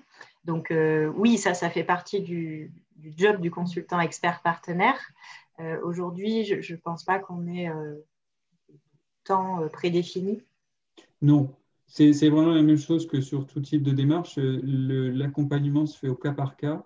Et donc, quand il s'agit d'accompagner une organisation, eh bien, il y a une réunion de cadrage à faire pour voir ce qui est nécessaire et justement dimensionner l'accompagnement qui est nécessaire en fonction des besoins. parce que le besoin peut être sur un accompagnement total sur l'ensemble de la démarche, mais ça peut être aussi sur un accompagnement partiel ou sur certains sujets en particulier. Donc, le dimensionnement se fait avec l'entreprise et c'est vraiment au cas par cas. On va peut-être prendre une dernière question. Oui, alors juste pour terminer avec un exemple sur ce qu'on vient de dire, voilà, une association de protection de la nature qui a des experts naturalistes, des animateurs territoriaux peuvent candidater pour être consultants experts. Oui, tout à fait. Oui, complètement. Là, effectivement, cette association, en fait, la validation, les consultants sont des personnes. Donc, la personne de cette association pourra être validée en tant que consultant partenaire. Au niveau de son expertise et de son expérience, a priori, les critères les prérequis sont cochés. Et après, il lui reste à suivre la formation. Et ensuite, elle sera tout à fait en capacité d'accompagner des entreprises. On a fait le tour de… Peut-être une dernière question. Oui, et pardon, avant la dernière question, juste une petite précision sur le budget, sur la partie budget, par rapport à ce que j'ai dit précédemment. Sur le barème de redevance, je parlais d'un pourcentage du chiffre d'affaires. Pour les autres types d'organisations qui ne génèrent pas de chiffre d'affaires, on prend en compte le budget de fonctionnement. Voilà. Donc, par exemple, si c'est une collectivité, on se basera sur le budget de fonctionnement pour calculer la redevance. Excusez-moi, j'ai oublié de le mentionner tout à l'heure. Merci, Michael. Et dernière question, allez, on fait 2 en 1. Quelles étaient les 5 entreprises pilotes à un moment, il y a eu un décret qui a été cité. Est-ce que le label permet de répondre au décret cité? Je crois que c'était Rémi qui l'avait mentionné. Tout à fait, oui, c'est moi qui ai parlé de ce décret, le 2012 557, décret relatif aux obligations de transparence des entreprises en matière sociale et environnementale. Donc, le fait d'avoir cette labellisation et avoir une vérification, on va dire, tierce partie, permet de répondre. Alors, je n'ai pas les éléments, moi, personnellement, je n'ai pas les éléments complets du décret, mais si on parle de transparence, la vérification tierce partie permet de répondre à cette notion de transparence, puisque l'évaluateur a accès du coup à l'ensemble des informations pour la réalisation de son évaluation. Et donc là-dessus, la transparence de l'entreprise est carrément affichée. Label Biodiversité Progress, décret sur la transparence des entreprises en matière sociale et environnementale. On est sur des thématiques donc similaires. Voilà en quoi Biodiversity Progress peut répondre et peut permettre de répondre aux obligations de ce décret. Et donc, les 5 entreprises pilotes? Alors, les 5 entreprises pilotes, sous réserve de la confidentialité, bien entendu, on était sur des entreprises alors, du secteur agroalimentaire et de la distribution agroalimentaire et un centre de valorisation énergétique. D'accord. Voilà. Très bien. Écoutez, il est 11h moins 2. Je pense qu'on peut terminer sur cette question. Et, il y en a quelques autres, on pourra y répondre plus en direct. On fera un retour écrit. Oui, on a perdu l'image de… Ah non, c'est bon. Michael est revenu. Ah oui, petit problème de connexion, je suis désolé. Ça y est, c'est bon, vous me voyez et m'entendez correctement? Bon. D'accord, ok. Et donc, Caroline, oui, je te laisse… je disais justement que, alors il y a encore d'autres questions, mais on y répondra plus en direct. Oui. L'heure, on arrive à son terme. Ouais, on a plein de messages de remerciements. Ouais. Merci à vous tous, à tous les participants. Je laisse Mickaël continuer. Oui, ben merci à vous toutes et tous, surtout d'avoir participé à ce webinaire.